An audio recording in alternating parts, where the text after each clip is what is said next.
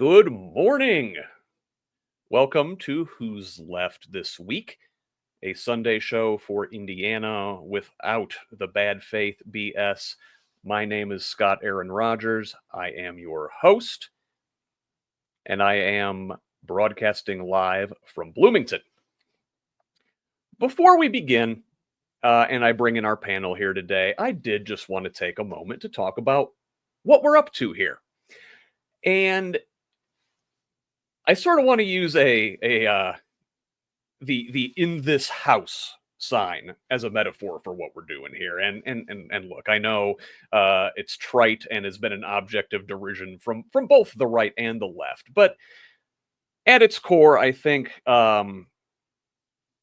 it mentions something. It brings us all on the same page, that we at least need to all agree about certain things before we can come together and have a conversation. So, on this show, we believe Black Lives Matter.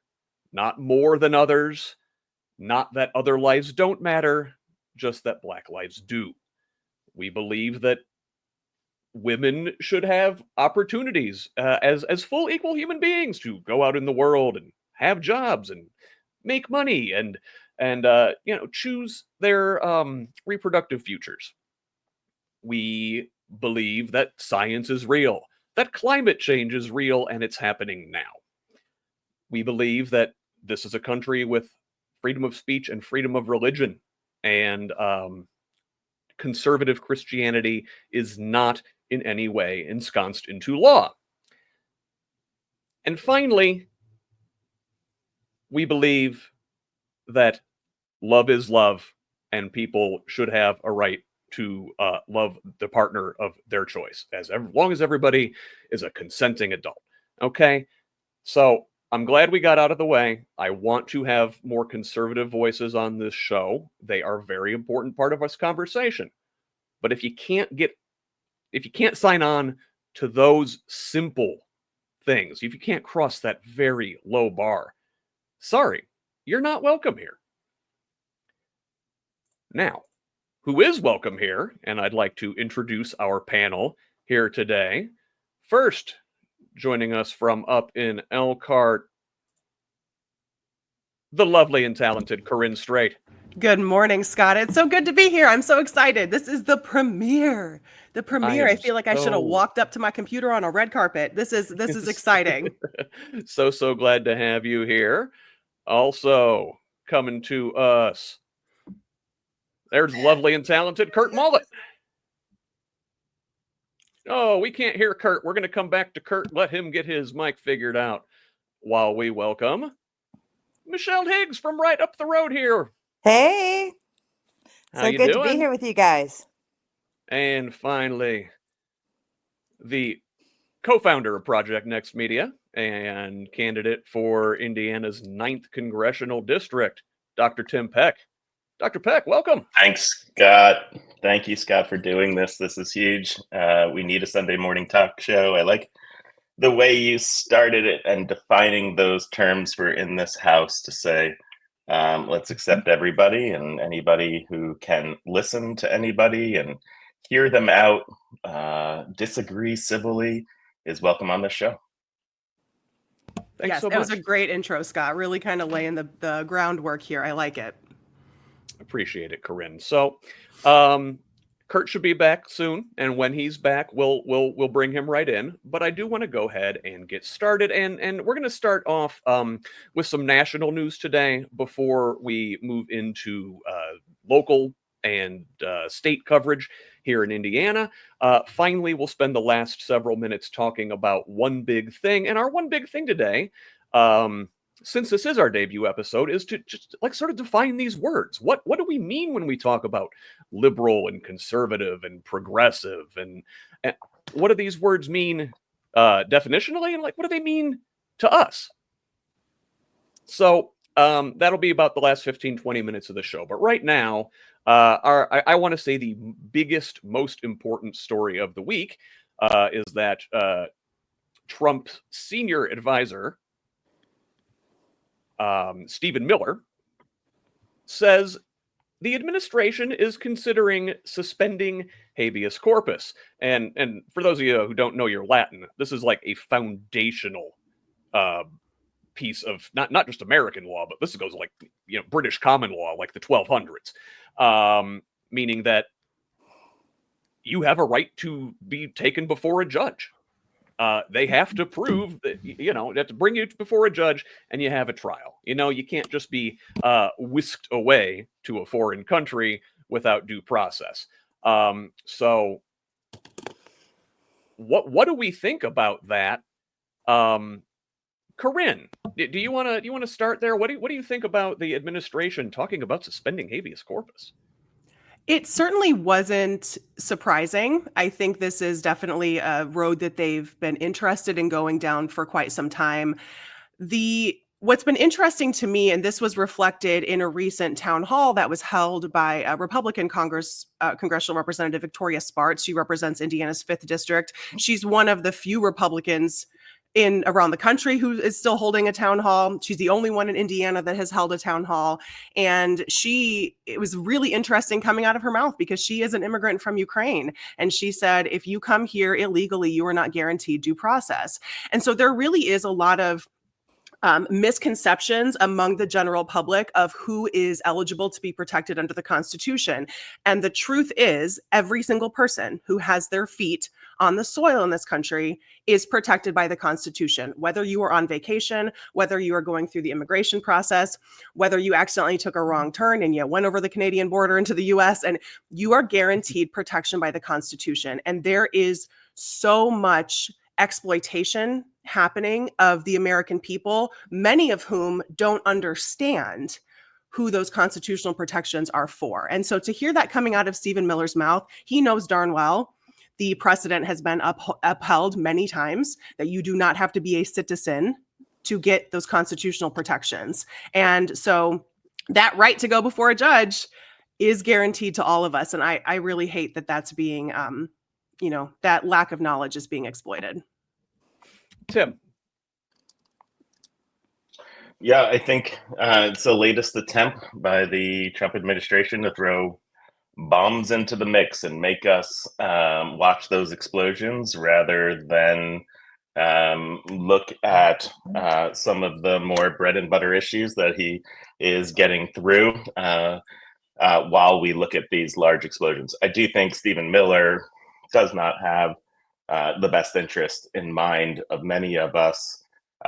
There is very much and very clear a law of habeas corpus in our United States. I wanted to say it's only been used and suspended 4 times in the United States. And so making sure we understand when that is and the difference between them. The first was Lincoln during the Civil War, in particular to protect Washington, D.C. from Maryland, in which there was confusion between if people were patriots or loyalists, or excuse me, if they were Confederates or Unionists. And when he did that not with the blessing of Congress. And it was unclear at the time who had exactly the right. Was it the president or was it Congress, or did both of them need to weigh in? And then in 1863, a couple years later, it got figured out, and it was very clear that Congress has the ability to suspend this should they need to, based off of very clear rules around invasion. And this is why you heard Stephen Miller use the word invasion to say we're having an invasion of immigrants right now. There were 3 other times where it happened, very isolated. There were 14 counties in South Carolina that were taken over by the KKK during Reconstruction, and the federal government came in and kicked them out. In the Philippines, there was an insurrection that was put down, and right after Pearl Harbor, Hawaii was put under. It was taken away so that they can make sense of this enormous bomb that was thrown there. So I want to put that in play because I watch a lot of right-stream media, and I heard a lot of people say, oh, the president has done this before. The president has the right to do this. Well, no, it's extremely clear that the president can't unilaterally go ahead. Not only that, but in 2004, Sandra Day O'Connor, Scalia, two of our most conservative judges, made it also clear again that you cannot have the president overturn habeas corpus. Want to make absolutely sure that this is not a legal thing should they go through with this. Michelle, what are your thoughts on all this? I think the one word that kind of comes to my mind when I hear these kinds of things is meat tenderizer. Sounds weird, but Okay. you look throughout Trump 1.0, Trump 2.0, his people, the underlings, the Stephen Millers, they will in interviews constantly throw out ideas, concepts, words to kind of test the waters, to test what the reaction. Pure distraction. It's to look over here so you don't see what we're doing on this side. But I think part of it also is to really numb and desensitize us to what's actually really happening when they use those words, which I honestly feel is more a Project 2025 strategy. And so I think we need to be really, really clear on the distinctions and like Corinne and Tim have said, it's like we don't, they're using the terms invasions. Well, guess what? They have been using the word invasion for quite some time. They're just layering these things so that when they actually want to do a power grab, we've already kind of thought, oh yeah, that makes sense, because they've taken away our critical thinking on it. And it's not a sudden thing. It is a long time strategic. It's propaganda warfare. And I think we need to call it that. And the fact that people are willing to give up their own core rights. I mean, this is the fact that this even came out as news during the anniversary of the signing of the Magna Carta is like, hello, total disconnect here, right? So I just think that it's one of those, especially for people in Indiana, where a lot of people don't get, like, you start to ask where they get their news, and we are so siloed in our news feeds. You got half the group going, I don't even know that this is a thing, and the other half are ready to go, we've got to defend our borders. And I'm going, who exactly is invading Indiana? I'm just curious, are we talking Kentuckians right now? I don't know. So, yeah.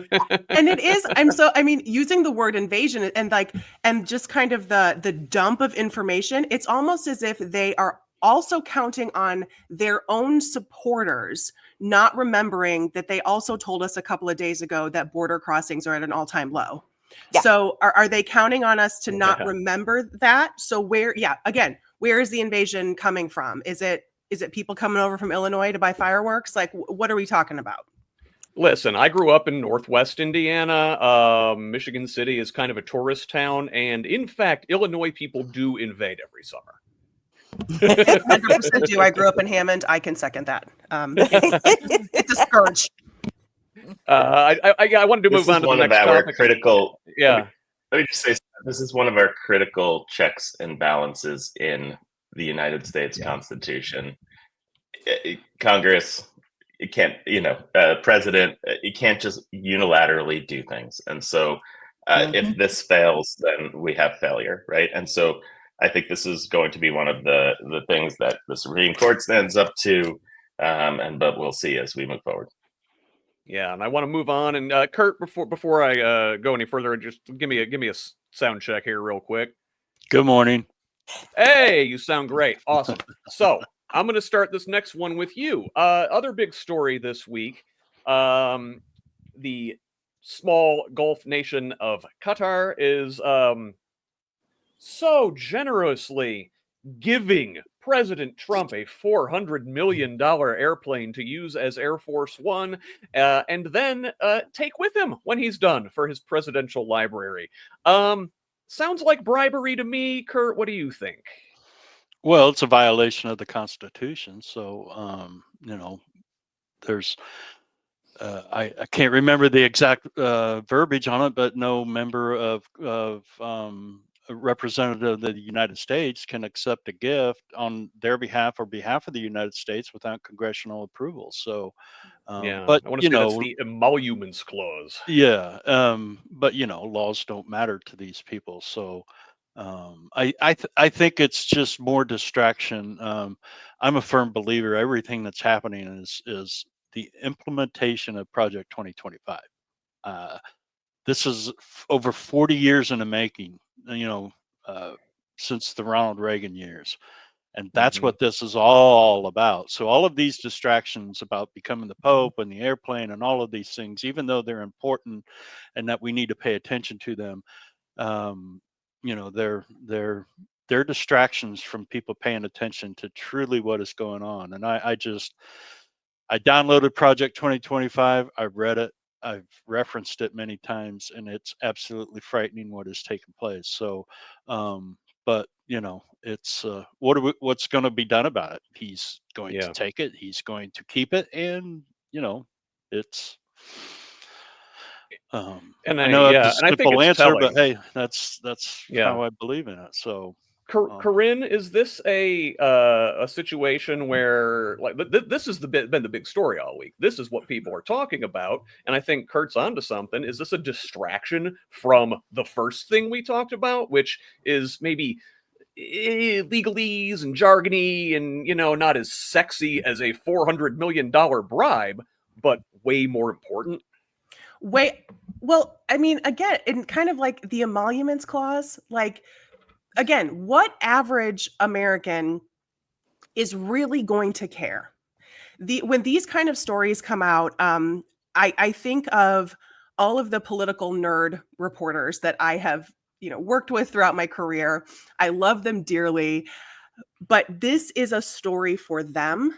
I'm not saying it's not important. It is important that Qatar is influencing the United States in this way. We did see that Pam Bondi, the attorney, was a lobbyist for Qatar for a long time, and now she's in the administration, and now this plane is coming over. So there's a very obvious connection there. I'm not saying it's not important.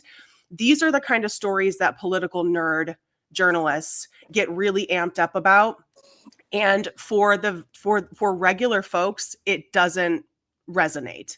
It doesn't resonate. It kind of, even saying habeas corpus. I mean, we're talking emoluments and habeas corpus. These are not words that most people actually care about or can relate to. And this story, I mean, it was dominating the coverage. And I thought it was really, again, yes, strategic. And who know, how long this deal was in the works. This could have come out at any time. And then it comes out this week, maybe obviously because we are talking about habeas corpus, we're talking about other infringements on civil rights, but it doesn't feel like a story that anyone outside of the DC circle is going to care about. Yeah. You know what Cash people do Patel care also, about? Cash Patel was a consultant for Qatar too. So Yeah. remember that. He sure Easy. was. Easy. Yeah. So what people I do gotta care say that about. even Yeah. Ted Cruz and Rand Paul have stood up to this one. So there is a lot Laura of Loomer, resistance going on, even deep into the Republican Party and the libertarian way of thinking with Rand Paul. So I don't. This is one that is just not well thought out, and I think it's another, just a bomb thrown into the mix so that we watch it rather than other things. Well, This one will be being a hard to content being a content creator, and Corinne can relate to this, is that with a lot of the content creators out there that maybe do things a little bit different than the way we do things, boy, they took it and ran. Everybody was making a story, and so I don't want to be critical of them, but I judge a lot of times how important a story is by the way that these content creators grab hold of them, because a lot of them do that just for clicks and likes, and they don't really do it for the informational part of it. So, I mean, literally, when you opened up any kind of social channel that we're on, that's all you heard about. So it tells me a lot. But what I'd like to then ask a huge favor for Karina and Kurt and Tim, even with Project Next. It's like, on stories like this, because they're going to have to spend money to make it secure, right? I don't know how much that's going to be. Could we please follow the money? Could we please say, where the hell are the fiscal conservatives on this? Because for every $1 million that they're using to refurbish a plane while we've still bought other planes, it's like that's coming out of all of the different line items that they're trying to cut. Because of course they got to preserve the tax relief, right? So we're going to be, you know, what are the line items that get cut? How does that affect, you know, what trickles down for Hoosiers in that fiscal cut? That's a good point, because, you know, we talk about government waste, you know, Doge doing its thing. How is this not frivolous? How is a fancy plane not frivolous, especially at a time when, you know, tariffs are being implemented, trade relationships are being strained that do have real impacts on people who are working in the industries affected, especially in a state like Indiana and other manufacturing heavy states. How is this not, you're getting a fancy plane, but President Trump is asking us to make a short-term sacrifice for long-term gain, short-term pain, long-term gain. I'm still convinced they only like that phrase because it rhymes, because there is no gain that's going to come to those of us who are going to make the short-term sacrifice, right? But this dude gets a new plane. I think that's more, following the money is more where it resonates instead of the emoluments piece of it, because we know there will be no accountability in the legal system for this kind of move, but maybe there could be an accountability in the hearts of people that are like, I just got laid off. Are you for real with a plane? Yeah. You mentioned the tariffs, and this that's a plane great apart. They're going to have Piece to by take this piece. plane apart piece by piece in order to look through and see if it has listening devices in, whatever it might be. Literally, this is what they would have to do with it, and that'll cost millions of dollars. It'll take time, etc. And I just think if you think it all the way through, Michelle, as you're saying, where's the money going? There's just such trickle down effects of this, and it's just blind to the other policies that are being put through right now by the administration. And that's true, Tim. In a normal situation, they would have to do that, but I question whether or not they really are concerned about that. After all, when we use Signalgate to you know, I mean, seriously, I mean that it's a valid point, but you know, do you really think they care about that? I mean, it's a good question. Yeah, you know, good question. It's just like the money, Michelle. Yeah. That's a great point.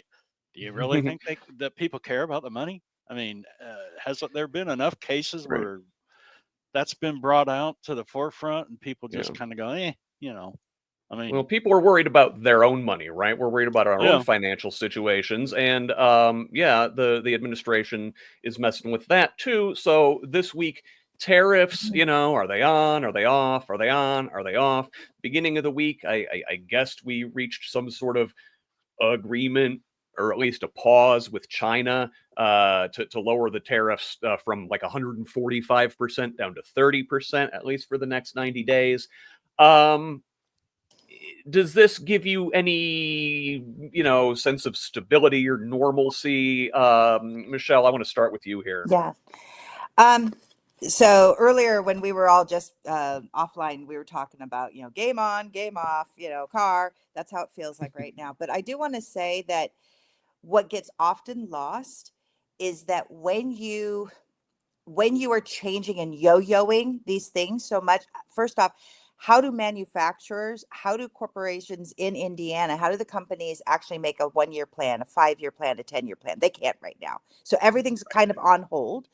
But more importantly, farmers, guess what? They're not going to get for the next year the soybean contracts, the corn contracts, the whatever contracts, right? We've lost that. So what I get so frustrated about is that, again, the national narrative always takes precedent and it always goes to Wall Street. Well, Wall Street, basically, they're making money. I cannot stress this enough. They make money on the chaos, the ups and the downs. I want to take everybody back to a moment. This was years and years ago when Enron, I don't know if y'all remember the Enron scandal. Oh, yeah. I was living in Los Angeles during fire season when Enron was pulling a whole bunch of bullshit. And there's, you know, now thankfully it's come out and there's audio of these guys within Enron calling, and as they're watching, and this was within 10 miles of my house, a transformer blowing up from a fire, and they're saying, burn, baby, burn, because they knew they could make money off of that destruction. So what we're seeing with these tariffs is basically chaos theory times 10. And they're creating money on the upside, they're creating money on the downside, and we're losing people across and Corinne's going to talk about what's happening up in her neck of the woods. But I think again, we have got to stay focused on who is becoming the expendable, and naming that, and naming the exploitation, and naming the extraction that's happening, and staying laser focused on what really matters, as opposed to playing the game of, oh, it's up, it's down, 7D chess, as Corinne has said before. It's like, no, it's not a brilliant strategy here. I think we're up to 9D chess. 9D. I think so. Yeah. Ooh, wow. It's good. Super complicated. Michelle, why do you hate capitalism so much? I mean, isn't this just the market working the way it's supposed to? I'd love to see free market. I would. All right, but we don't have that. We've got oligarchs, kleptocracy, all of those big fancy words. And at the same time, if the goal is to bring manufacturing back to the US, we're not going to magically have that happen in the next month. How many years does it take to build all of the infrastructure for that? And we're going to talk, I believe, later on about even energy in the US and in Indiana, but it's like, we don't have that infrastructure. At the same time that they are divesting from public education to build a workforce for these things, I don't know, like I just get so frustrated because we get told these fancy words and all of this thing, and there's not a vision or an investment in what it takes to actually get there. They want the big beautiful cake, and they haven't bothered to even go buy the ingredients. And yeah, there we go. Because they don't know how to make the cake. We've never had to make it, right? Yeah. So that's why. I mean, the infrastructure thing that Michelle said is key, and this is coming, for 40 years, especially in the era post Reagan deregulation. This is how manufacturers, distributors, etc., increase their bottom line by moving production overseas. And so that was decades in the making. To think that this is going to turn around in a year is really short-sighted. And the short-term pain, long-term gain, those long-term gains are not coming to the workforce. The people who will be asked to sacrifice, who will be laid off, who will lose their health insurance for this manufacturing readjustment, even if this magically works, and we can project out to some future where the vast majority of manufacturing is happening on American soil, those of us who have sacrificed are going to be the ones continuing to pay the price. And all we have to do is just look at the financial portfolios and family wealth statistics of folks who went through the recession. Nobody has regained their wealth. The wealth that families had from 07 and 08 never came back. The folks who laid people off and rode out the recession, their net worths have exploded. They have gained an incredible amount of wealth because all they have to do is cut overhead. They buy some shares at a discounted price. They wait it out.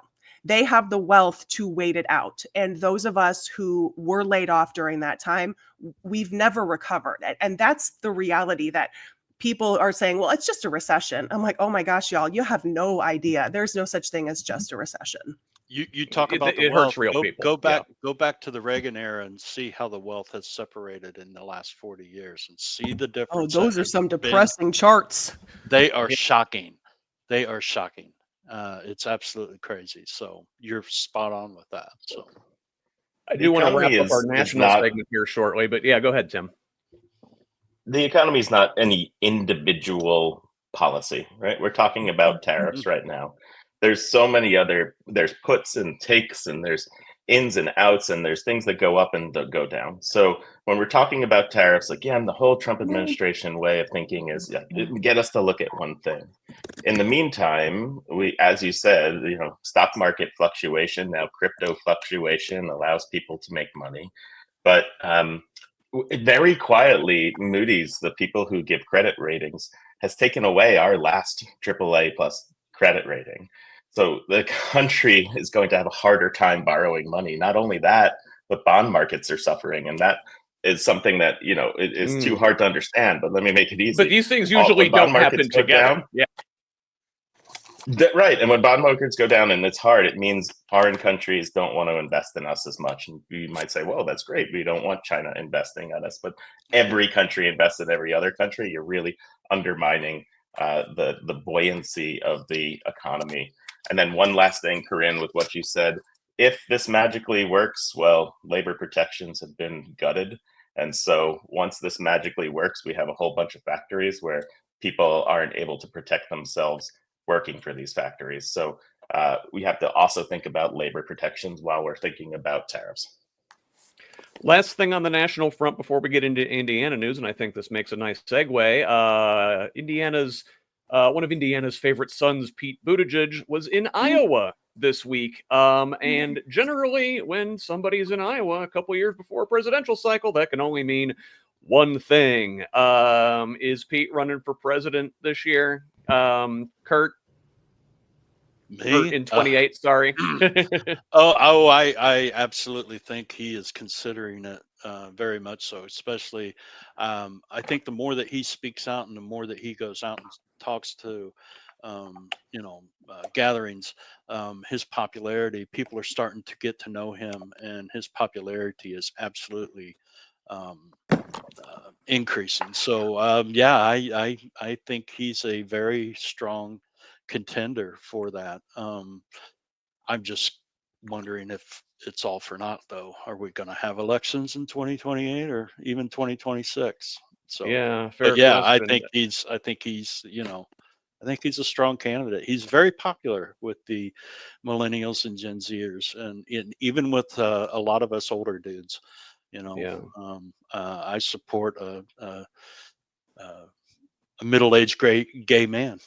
I think he's spot on with so much that he says. So, and I mean, as soon as he said, because we all knew that he moved up to Michigan to better his political chances. He knew he wasn't going to have those kind of same chances here in Indiana. So when he announced that he was not seeking the Senate seat and he was not seeking the governor's seat, it was I think it was pretty clear at that point that this is what he's going for. But I'm saying Pete, I had the pleasure of working with Pete for many years when I was in TV in South Bend.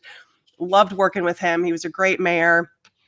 We are still seeing the fruits of some of his policies come to fruition in South Bend, which is really nice considering how much crap he got for it in his early years of his administration in South Bend. So it would be really fun to see him make this run. But if he's going to Iowa, dude, come to Indiana. It's a shorter drive. Come hang out with us. Yeah, You got to come here too, because this kind of gets to what the national strategy is going to be for Democrats going forward. And obviously, Iowa's electoral votes are not going to go to Buttigieg. Indiana's electoral votes would not go to Buttigieg or any other Democratic candidate. But when you get Democrats excited about a presidential candidate, you get those doors knocked, you get those down ballot boosts.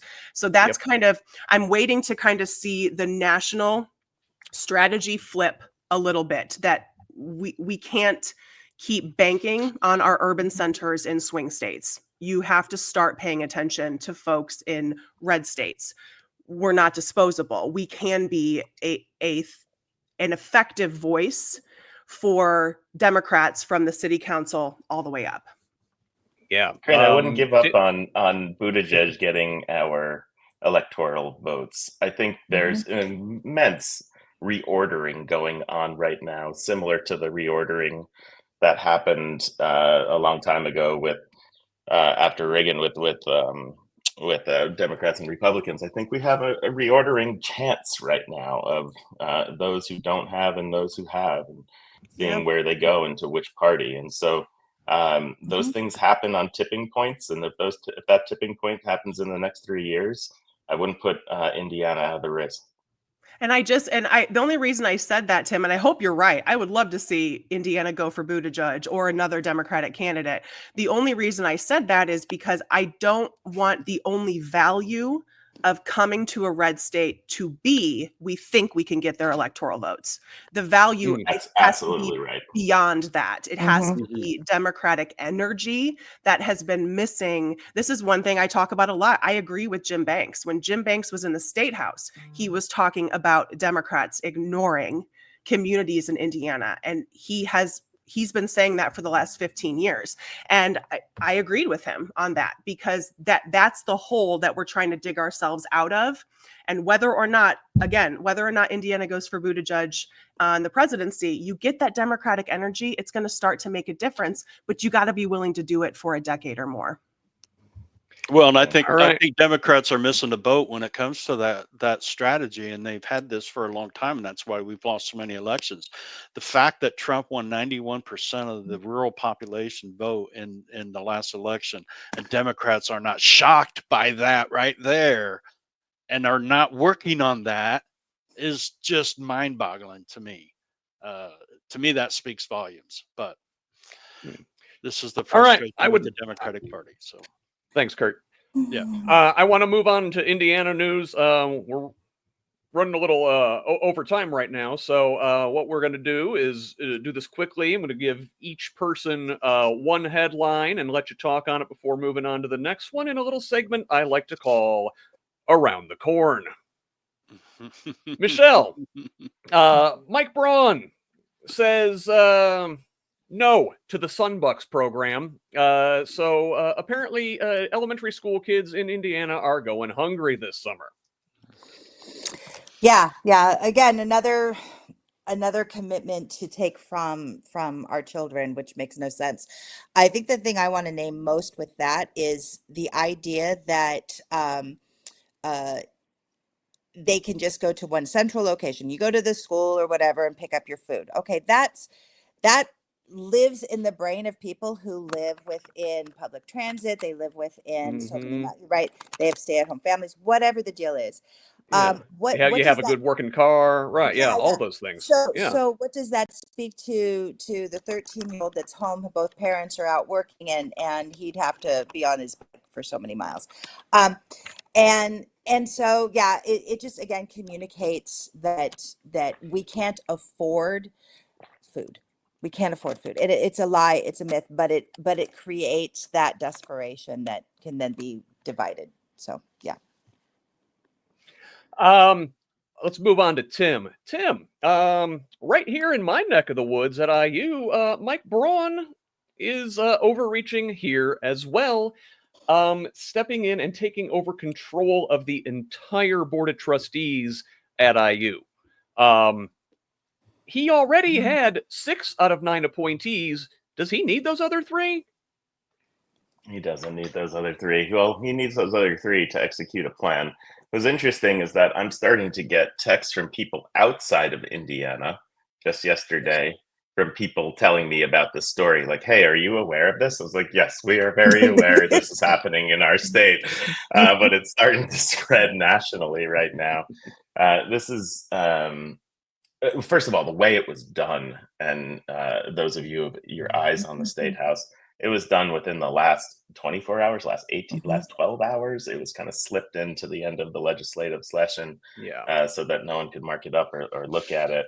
And take control of IU. One thing I do think this will have the effect of is, again, this great reordering. I think Bloomington is going to be upset across the board, Monroe County, and then as it spreads through Indiana, through elsewhere, it's something to make sure that we have voting power in this next election to put Braun in his place on this one. Absolutely. Kurt, the LEAP outside of Lebanon, there's this district where our government was planning this big advanced manufacturing campus, right? Halfway between Indianapolis and Purdue. So that's their big plan. Well, they're scooping up farmland, wanting to give it away to the big companies to lure manufacturing. This week, they sold a big hunk of land at a loss. What's going on at the IEDC? Is this organization operating ethically with oversight? What's going on? What are they doing? You think I know what's going on with? I mean, seriously, I have no clue.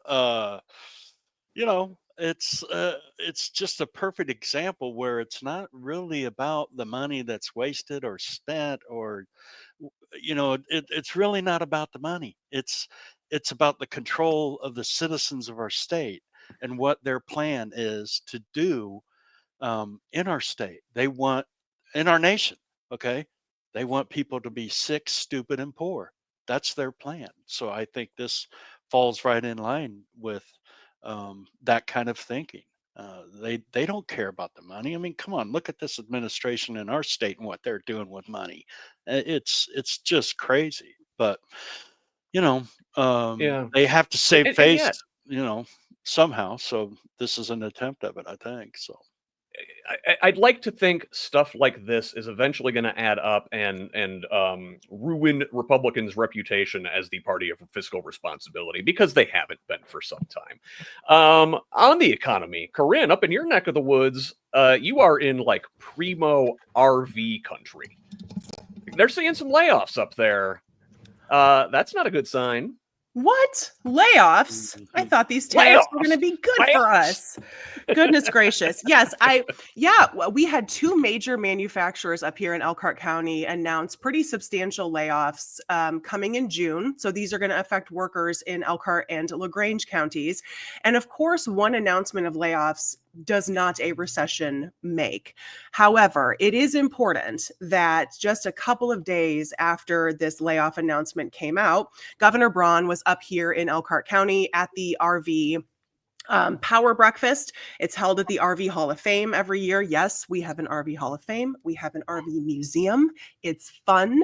You can come up here and tour RVs. It's a blast. But he was at that breakfast. And what was really interesting is that I made a couple of videos about this, and I had a lot of people arguing with me that you don't understand the industry. This has nothing to do with tariffs, blah, blah, blah.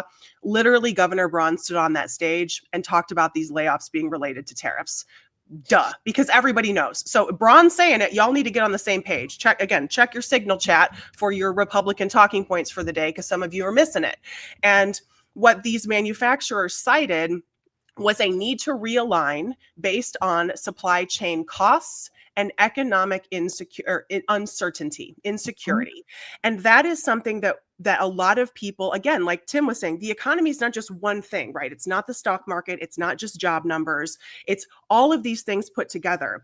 And when you're on shaky ground and you don't know, like Michelle was saying, you can't play for next year, you can't plan for next year, that's when people are going to lay off, because they are projecting out a couple of quarters. They know what their supply costs are going to be, especially here in Indiana. The tariffs from Canada, those are going to hurt us the most, because our manufacturing and assembly industries rely heavily on the parts, on lumber, steel, and aluminum. And those prices have gone up. Therefore, RV manufacturers are going to cover their behind. And that is what they want. They just need to cut their bottom line and ride this out.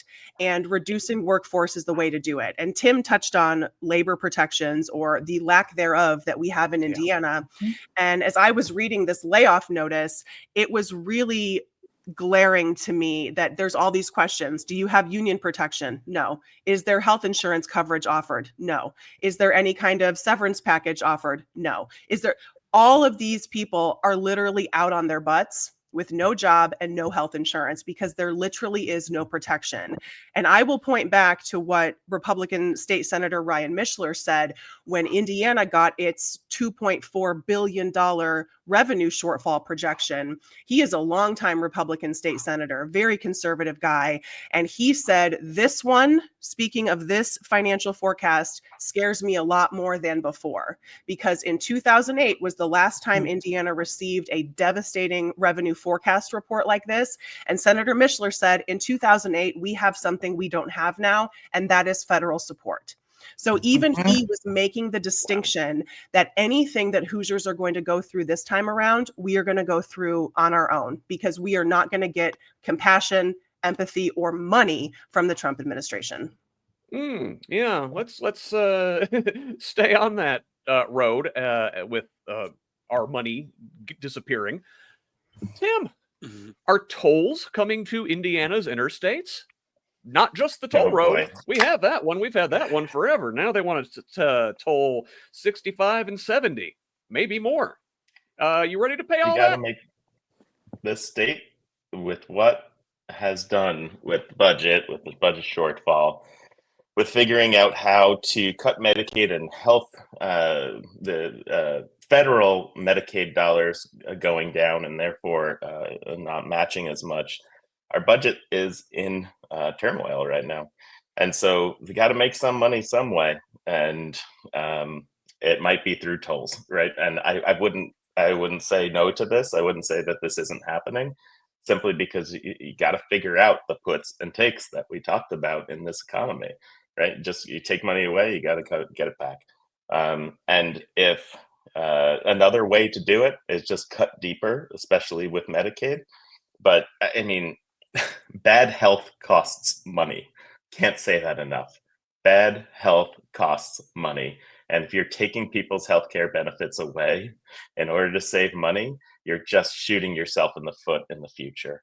And so I think tolls are just one of these ways of trying to make up for it, so that they don't have to hurt us in different ways. Also on the infrastructure front, Michelle, maybe we're getting some more nuclear reactors coming to Indiana. What could go wrong? No. Oh yeah. Let's over promise energy, and then let's also have pie in the sky ideas on being the incubator for an energy source that so far does not really have any solid working examples that have made it within budget. And then we're going to pass those costs on to consumers. So I mean, it's like I don't see it being done safely. Indiana's already 50th worst in the nation for environment. And they haven't addressed like what they're going to do with any of the waste. Yeah, I highly recommend people, if they're concerned about utility costs and all of this, to follow the Citizens Action Coalition. They have been tracking energy use and utilities for decades in Indiana, and they have a lot of resources that they offer with regard to small modular nuclear reactors, with regard to wind and solar. I just want to also name, like, we're chasing a technology because I think consultants have basically, blown it up. Hey, look how wonderful this is. While we have gotten rid of net metering, while we do not have, we have allowed local municipalities to trade on a lot of myths and misinformation around solar and wind. And the state has not brought in robust infrastructure and protections around having a diversified energy program. And it just feels like when it comes to these nuclear reactors, it reminds me very much in the early days of computers. I worked in the software industry, and we would talk about vaporware. And what you did was you sold a program. So marketing did their job great. And then behind the scenes, everybody's scrambling to catch up, and the end consumer was actually paying a maintenance fee for the development of the things and the bug fixes and all of that. And it was known in the industry as vaporware. And I feel like SMNRs are the vaporware of the utility industry right now. Yeah, it's crazy to me that we've got communities in this state who are actively lobbying against renewables and for nuclear. What is you doing, baby? Well, Kurt, yeah, windmills cause cancer, windmill, and yeah, and they're they're ugly, not right? windmills, Ooh. so And the Um, birds. Remember Well, the and birds. I want to and say yeah, too, they kill birds. Yeah. when I was looking at all of that, I was like, I actually went back to some old articles that were talking about some of the fights locally around wind and solar, right? And what was very interesting was up in Stark County, there's a farmer named Norm Welker who I guess he was putting the solar farm, right? And he was talking about how, you know, um, people were objecting to, well, it could grow corn, like you're not growing corn. He's like, but they don't realize that the corn that you're passing is probably being used for ethanol. Mhm. So I think there's just a lot of ideas of like Purdue University is doing huge experiments around the combination of solar and farming and all of that, and I feel like we lack an imagination to look at things differently, or to have the conversations. Again, we talk about, data driven, science based, truth and reality, and seeing and testing examples and going, does this work, does this not work for us? But I found for myself personally, like this idea of taking farmland and putting solar panels on it. Initially it was like, what the heck are we doing? And I will say, I'd like to see more solar panels on friggin' roofs and parking structures and all of that, so don't get me wrong every about that. public building in the Every state should have should that. have, Every in should the have that. country should have And solar we should panels have on the roof. community solar, and we should have all of these things. But what dawned on me was, and they talk about this, the evolution of farming. And the fact that I drive now and I'm seeing, there might be a cornfield. And again, my brain goes to cornflake cereal. Like that's where my brain goes to. But we know for a fact that that's not. It's either feed for cattle or it's going into ethanol, right? Okay. Then I go by the same field, the next year, whatever. And now it's got maybe red clover, and it's a cover crop. That's a new innovation to protect the soil. Um, and so this particular farmer was saying that when he put his panels in, underneath are all the flowers blooming, and the ecosystem's coming back. And so he's making money generating much needed energy while the environment is actually thriving underneath, and there's no noise. They go, we can hear the crickets again.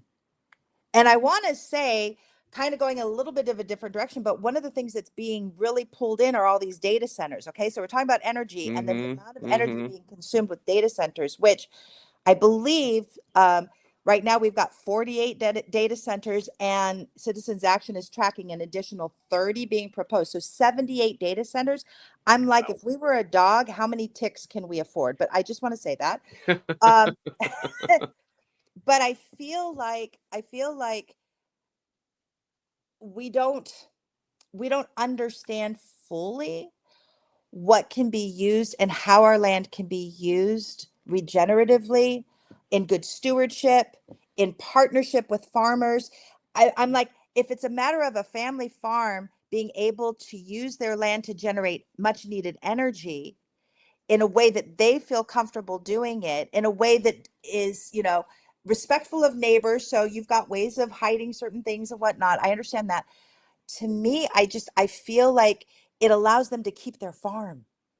And what I don't want to see is foreclosures on these family farms, simply because they don't have a market for their crop, because thank you to the tariffs. Yeah. So yeah. Yeah. Last thing I wanted to cover here in the state, Kurt, for you, 6th District Congressman Jefferson Shreve has been in the House for 4 months and has already made hundreds of stock trades, including companies that are sort of within his committee assignment purview. Sounds kind of skeezy if you ask me. What do you think? Oh yeah, it's absolutely skeezy. I mean, that that should be removed anyone who is elected in office should not be allowed to do that. Period. I don't care, and it should be an immediate dismissal. That Hmm. should not be allowed. Okay, And I but don't this care if you is got an R or a D in front of your name, it right? doesn't matter what you have. That should not be allowed at all. And this is just what we know. I mean, how much has Mike Braun made so far, and how much is, Micah Beckwith, and all of these people. I mean, this is a problem that's been in our nation for a long time. And I think the one thing that's really exciting about the Gen Z and millennials coming up is that they're not like saying, no, we're not into this, man. These people that are making billions and being paid by billionaires and have all this PAC money and are making, insight, they don't want this. So I do believe that there is change that's going to happen in the future. And I think you're going to see more and more people get into politics that do not take money, from big corporations, and do not, although it's needed, I mean, but in a fair way. So, but I think trading on the stock market, investments, whatever the case may be, done by a politician or elected official should be outlawed. It should not be allowed. I just want to, this is bad on a state and a federal level, and Hmm. there's even a website for you to follow Nancy Pelosi's trades, Right. She's one of the because worst. she's so good at it. She's Yeah. so good at it. So Yeah. it goes way beyond DNR for this, and Uh-huh. it gets back Oh, yeah. to this one big thing that I'm sure we're going to talk about right now around the reshuffling of what it means to be conservative and progressive. Yeah, Mhm. absolutely. I will save this for Shreve. His ability to pick up the insider trading grift this quickly, impressive. Impressive. Well, he's been rich for a long time. Yeah. So this Yeah, is I this don't- is second nature to wealthy folks. That's where we talk about somebody coming in Yeah. who has that amount of money to play with. Mhm. You got nothing to Yeah. lose. Just start I- making more money. Yeah, I think he had this figured out a long time ago and just saw this as another avenue of being able to make more money. Just So, he's getting Mhm. more information now. Yep. yeah. So, So I do want to pivot to our one big thing here. Now, I planned on only going an hour. That leaves us 4 minutes. So listen, I'd love to keep y'all. Do y'all want to go a little long? I'd love to have this conversation. For Sure. those of you, if you are watching on Instagram Live, though, I want to say the stream kicks us off at an hour. So if you are over there, find us on Project Next YouTube, Twitch, or Facebook live feed. That said,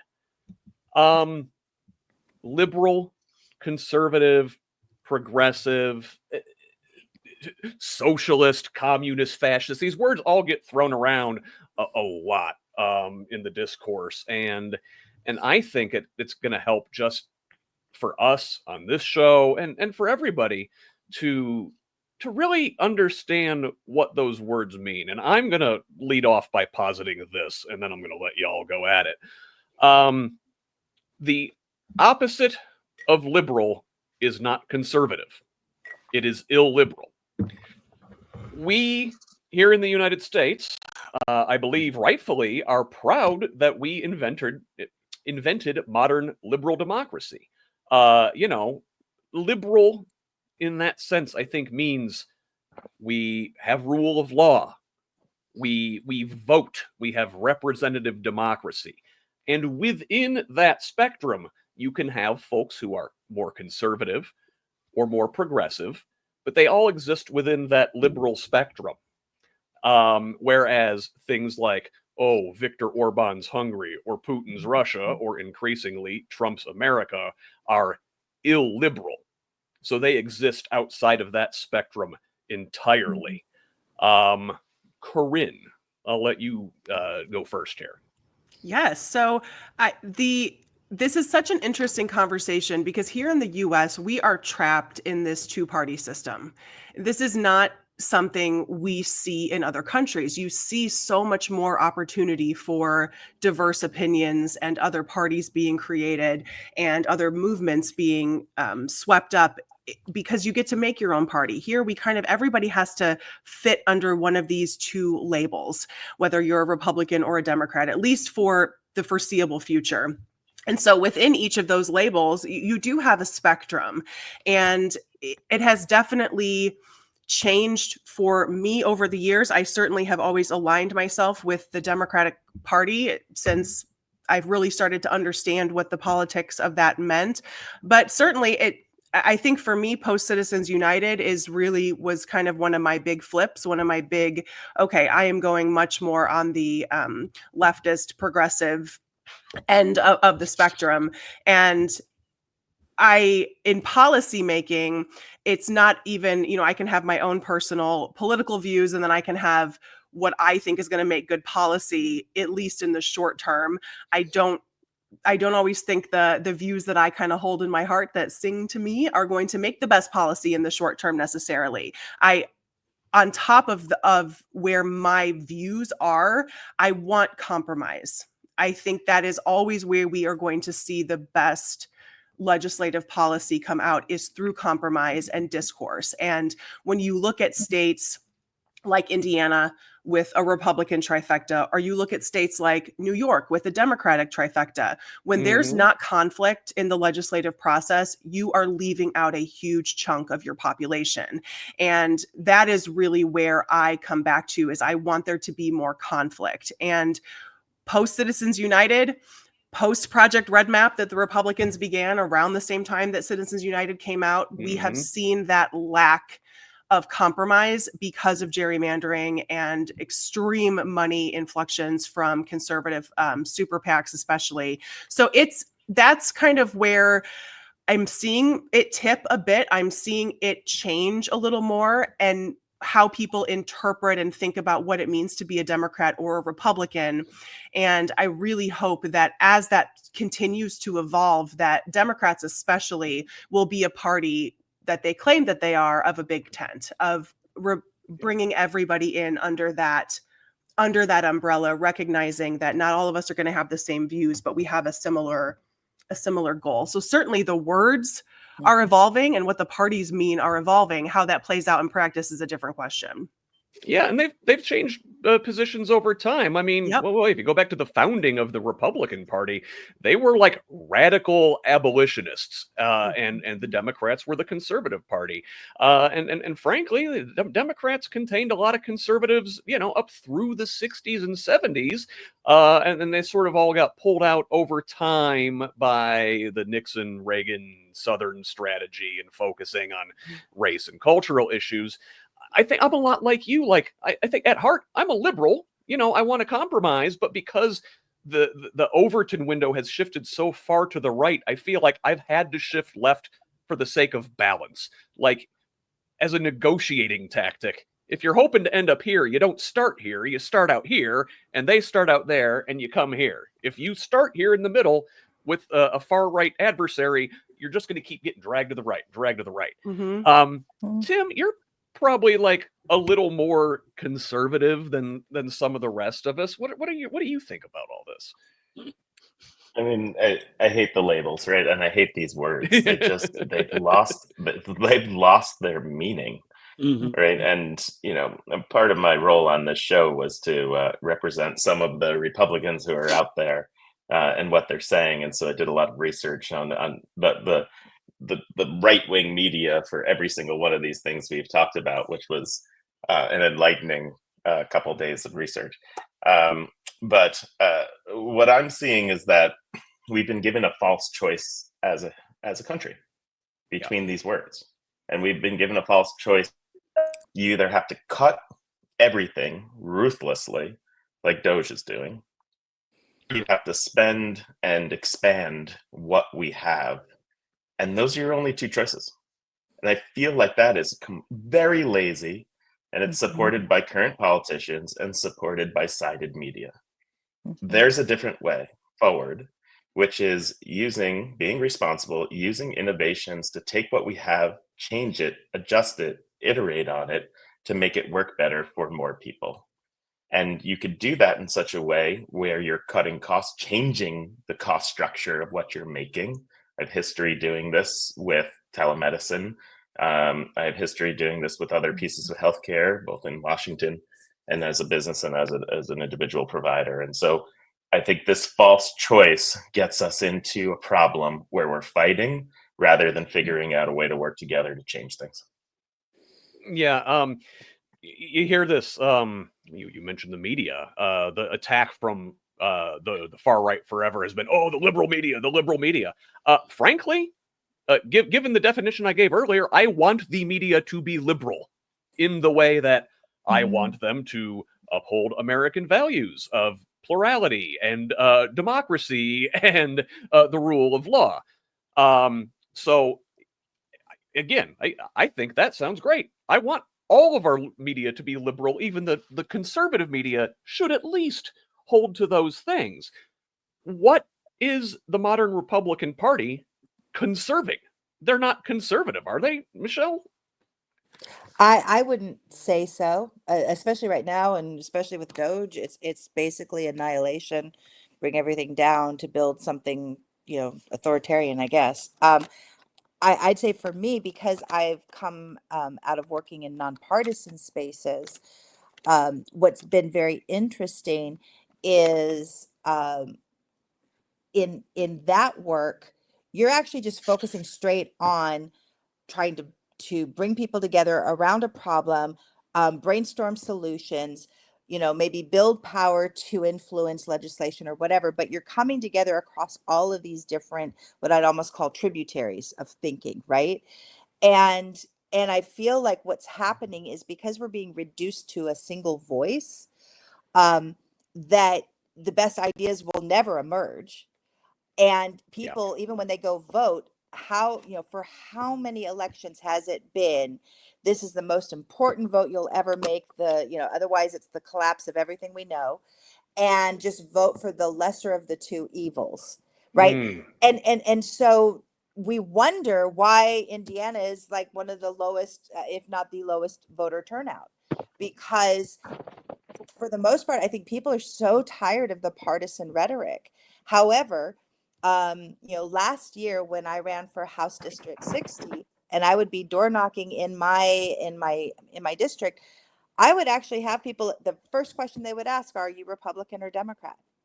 And you'd sit with this hesitant to answer because you didn't know like what was going to get a door slammed in your face or open a conversation. It was the weirdest thing, and it still is a weird thing. And it's unfortunate because I don't know that we go into any other environment where that's the number one thing. It's like, speaking to Tim, as a doctor, it's like I don't go to the doctor's office and say I'm Republican or Democrat and how are you going to treat me? More importantly, though, they might ask me, do you have insurance or not? So that's a problem right there. But I think we need to name, like, I want to do a shout out to the libertarians, that they have, they're a growing base of voters that have no real political home in Indiana because we have straight ballot voting, straight ticket vote. And so it's very, very hard for them to have their values even brought to the forefront.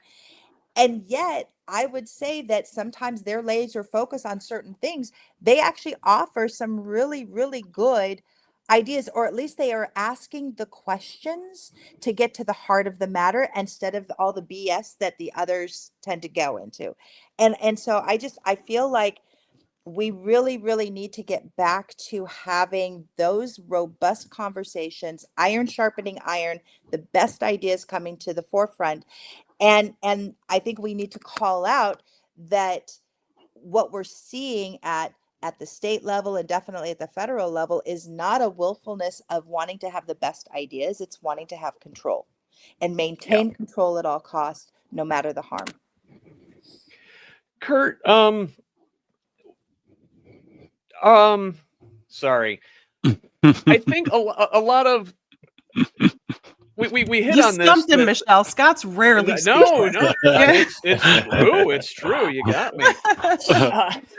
He's just trying to figure out what to ask me. You can see his wheels turning. I love it. It's taken a while to get him moving. Scott's just being cautious because he knows where I stand, and he's trying to bring up, how can I approach this and set off talk about this with the two-party system. It really kind of narrows the range of discussion. I think like a lot of my positions are just not even discussed. Like that's just off the table entirely.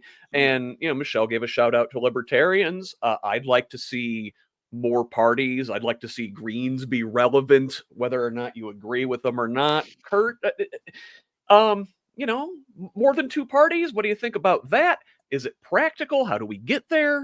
Well, I think personally, these are my opinions. Okay, I think we have more than 2 parties within the 2-party system. I mean, we Yeah, have yeah. progressive liberals, we have Democrats, we have centrist. I mean, so you can go, and I think that's part of the problem with the messaging that we have as a Democratic Party in our state and in our country, is that we do have so many angles that we're coming from in our beliefs as far as being liberals or conservatives. And I agree with Tim. I hate all of these labels that are put on these things, but that's where we are. And to expand on Michelle's point, yeah, people want to know if you're Democrat or Republican. It wasn't that way 40 years ago. That's not what came up. You had discussions about what was going on in our country.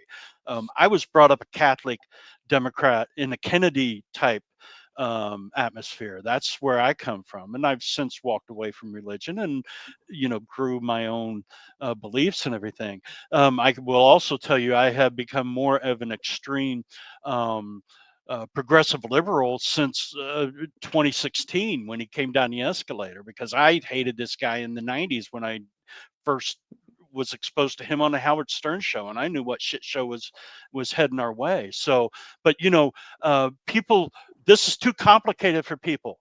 People don't understand these labels. They don't. Ask somebody what a libertarian is. They don't know. They can't even define what a conservative is or what a Democrat is.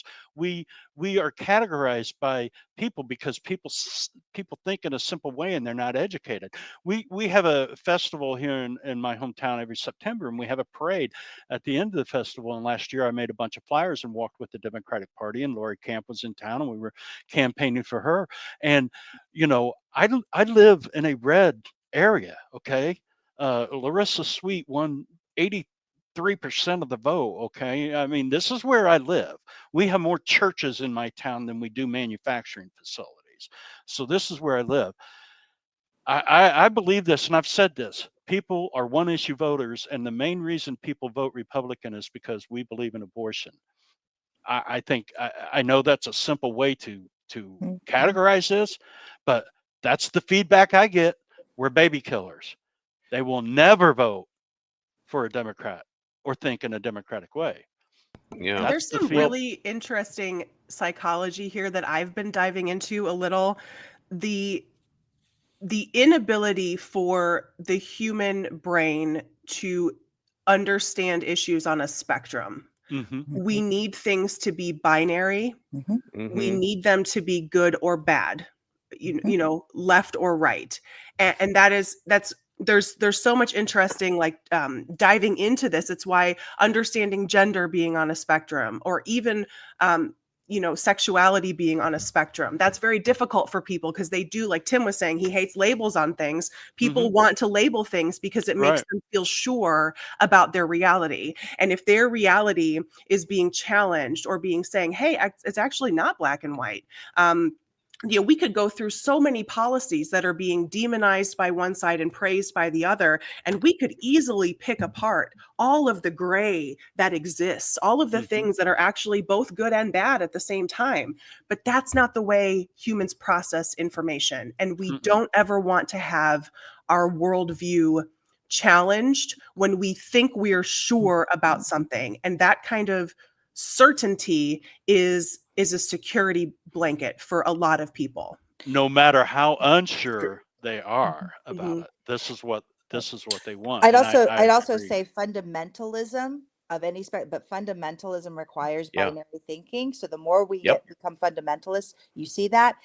Interesting, and I tell people this all the time. You know what else uses binary thinking? Machines. So in an AI world, we are being driven into a binary thinking as well. Those two things are happening at the same time. But I'd love to hear Dr. Peck's view on this. Yeah, I think the binary thinking is what happens when you're scared. It's what happens when you're tired. We've all been in the fight or flight. situation Yeah. when we're tired, and then we're mean or snap at our loved one, right? The same person who, when you're not stressed, you are completely embracing and giving everything you have to them. We are in a position right now where our media, which supports our politicians, have put us in a position where we're scared, where we're fearful, where we're on our heels. And so we are coming up with this, I believe in this, I believe in this, rather than let me think about this and find a better way forward where we can work together. And so the more we can remove ourselves, Kurt, I heard you say you don't watch MSNBC anymore or what it Yeah. might be.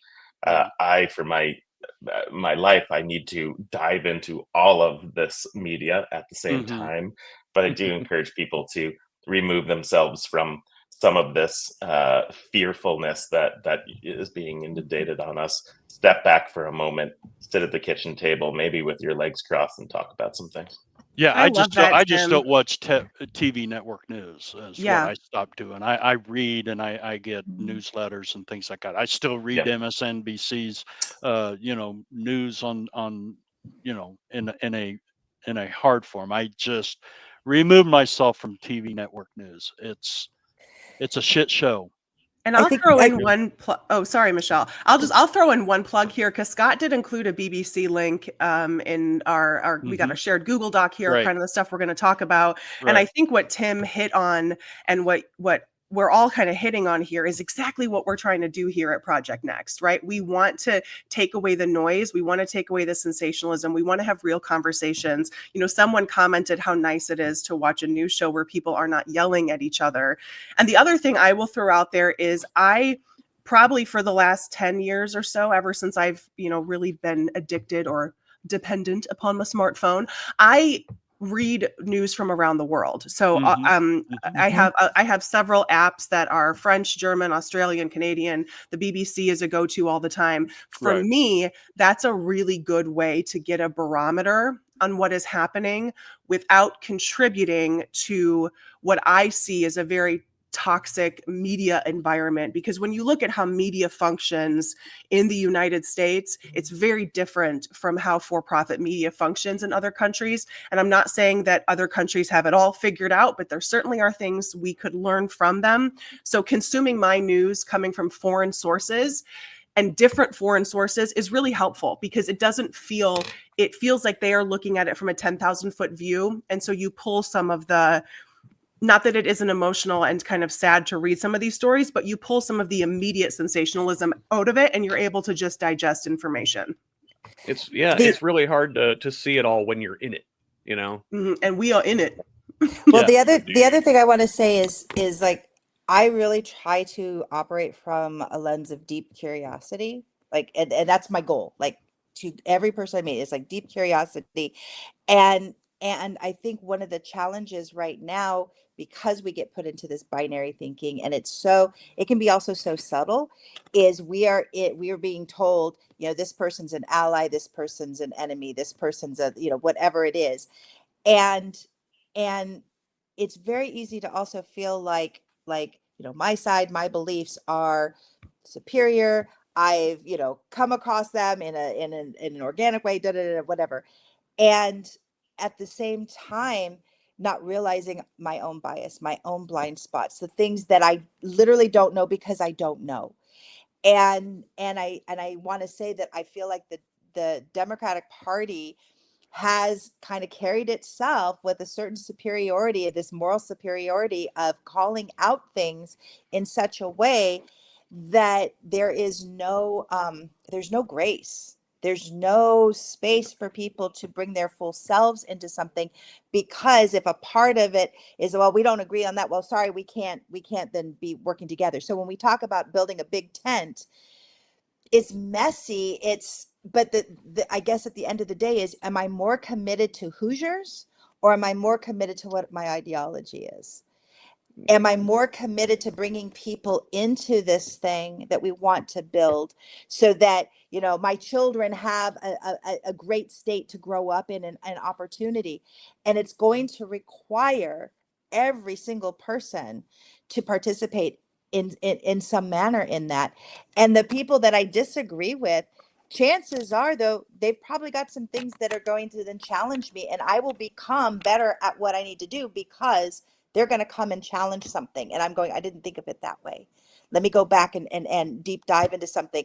And I either course correct some of my thinking, or I'm more committed because I've really researched and understand why I believe it versus because somebody told me to believe that. And I think there's a whole lot of space where people are being told to believe something, whether it be in their family, whether it be their pastor, whether it be some authoritarian figure or construct, and they themselves don't own those beliefs. But when we come and we challenge it, they feel like they have to protect some structure. And we've lost the ability to just have curious conversations and really go, why do you have that belief, or where did you get that from? How did you come to your belief that way? What was your journey So in everything getting that to you that? said right there, don't you believe that that is the problem with our party in our state right now? I Don't think, you believe that so many of these people that have been planted in our party for so long, these gatekeepers, that is why there is such a division in our party, is because they are not, I mean, that's the conflict I experienced here in my local party. You know, I yeah, was picked apart because of my personal life instead of where I was standing from and what I was talking about. I mean, what is Mhm. happening in our state with our party, to me, makes me sick to my stomach. I just I want to I want to take the matches and burn the house down, but I know I can't do that. But I think everything you said, you can apply that to, well, many things. But I think that's what's happening in our state. They don't want to Well, hear it. part of the reason why I created the Indiana Rural Summit was to work with House candidates across gerrymandered districts, because and most of these candidates were first time candidates like myself, or running really, really hard races. And there was real no support for them. And it was a way of building that kind of camaraderie, so to speak, right? As you're in the trenches. But one of the things that I find is how quickly we dismiss the small.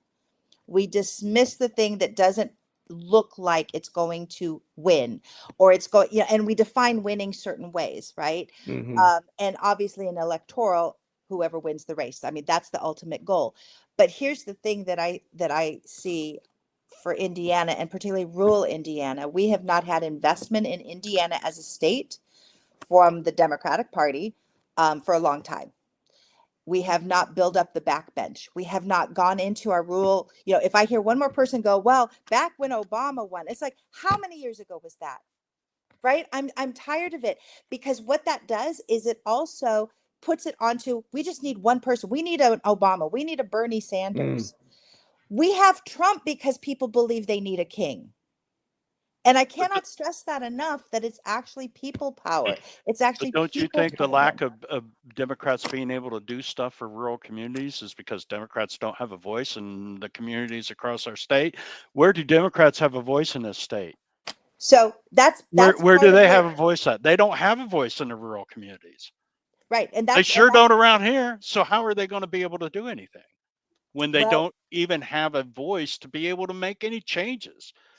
Well, I I would mean, say that I would say that if your local county party does not have the is a joke. infrastructure to support, Is a then joke.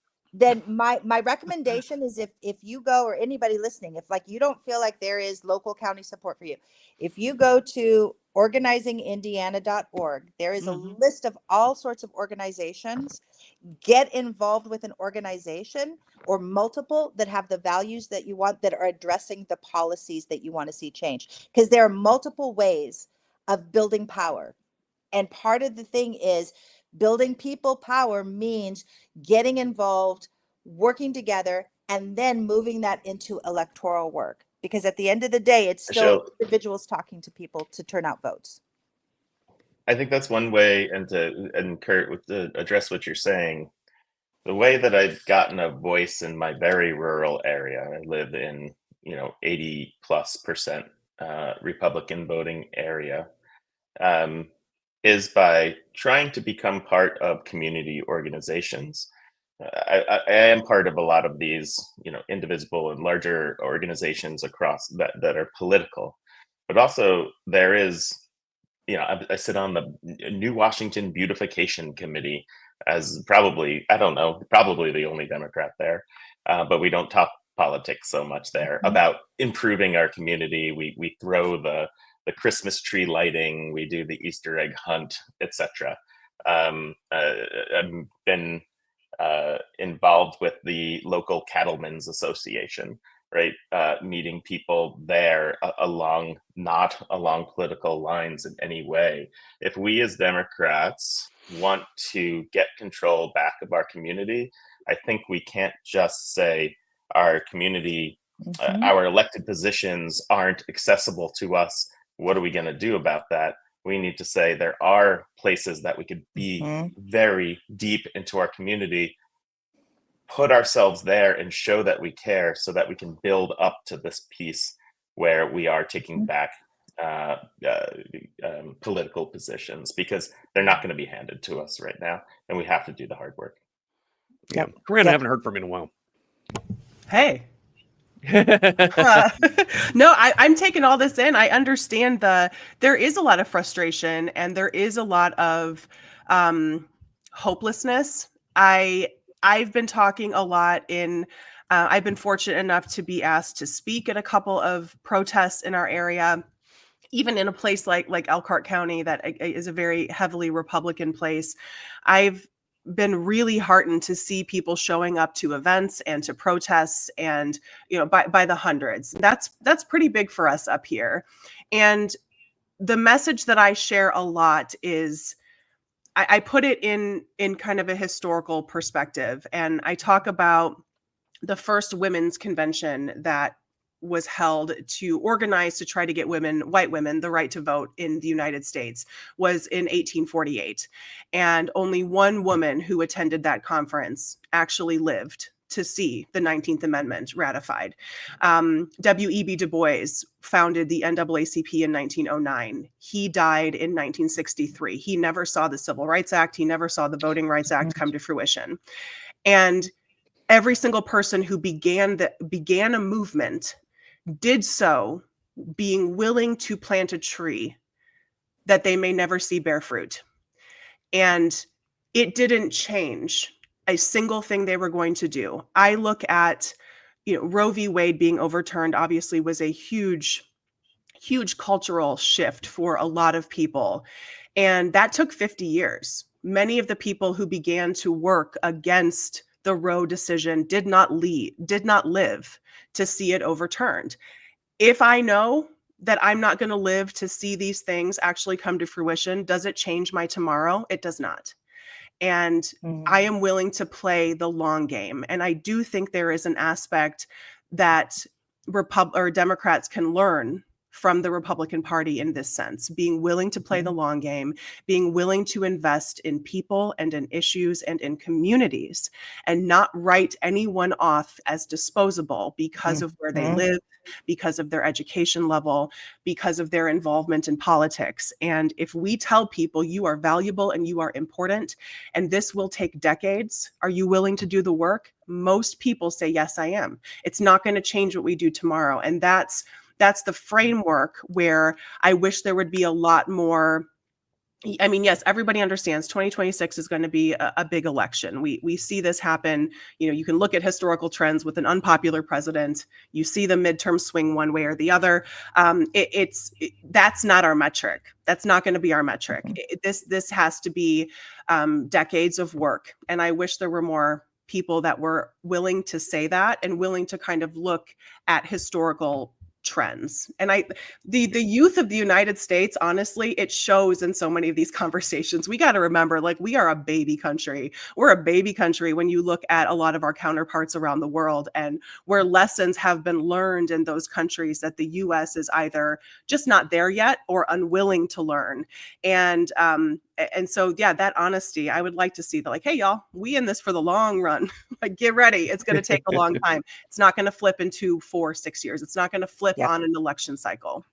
Yeah. No, you're absolutely right. Show that democracies don't last very much longer than where we're at right now. Isn't that what the data has shown in the past? That, well, we haven't done this kind of, we invented this. Right, Right? right. But I'm just So, saying the democracies in the just sense of the word, not in the way we have yeah, I want to created like it, the Roman have a Republic tendency lasted to about. fail Mhm. after a certain period of time. And maybe what we're doing is going to break that pattern, and we are going to have a long-term sustainability with this type of democracy. But and I agree with everything Corinne says. I think that what we do now, we have to look at it as something that is going to have an impact in the future. I certainly understand, being at the age of 61, that I'm not going to see the changes that I want to see in my lifetime. This is for the future, and this is why I'm